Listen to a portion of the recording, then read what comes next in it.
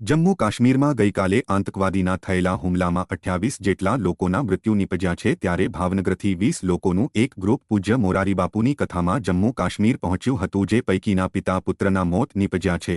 ભાવનગરના કાળિયાબેડ વિસ્તારમાં રહેતા યતીશભાઈ પરમાર અને તેમના પુત્ર સ્મિતભાઈ પરમારના મૃત્યુ નિપજ્યા છે। આ સાથે અન્ય લોકો હોય જેઓને પણ પરત ભાવનગર લાવવામાં આવી રહ્યા છે। પિતા પુત્રના મોતને લઈને શોકનું મોજું ફરી વળ્યું છે।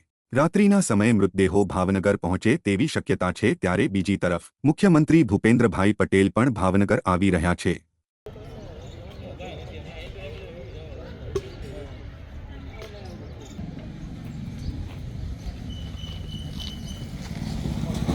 મારું નામ નિખિલ હરજીભાઈ નાથાણી।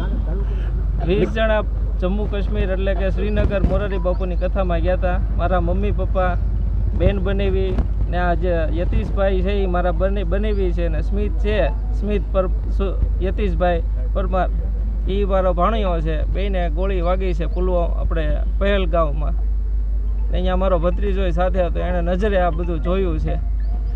કઈ રીતના ખબર પડી તમને? જાણ કઈ રીતના? એ મારા ભત્રીજાનો ફોન આવ્યો 2:45 આજુબાજુ કે કાકા ફાયરિંગ થયું છે, સ્મિતભાઈને છાતીમાં ગોળી વાગી ગઈ છે, આતંકવાદી હુમલો કર્યો છે, કેટલા માણસોને ગોળીઓ વગાડી દીધી છે।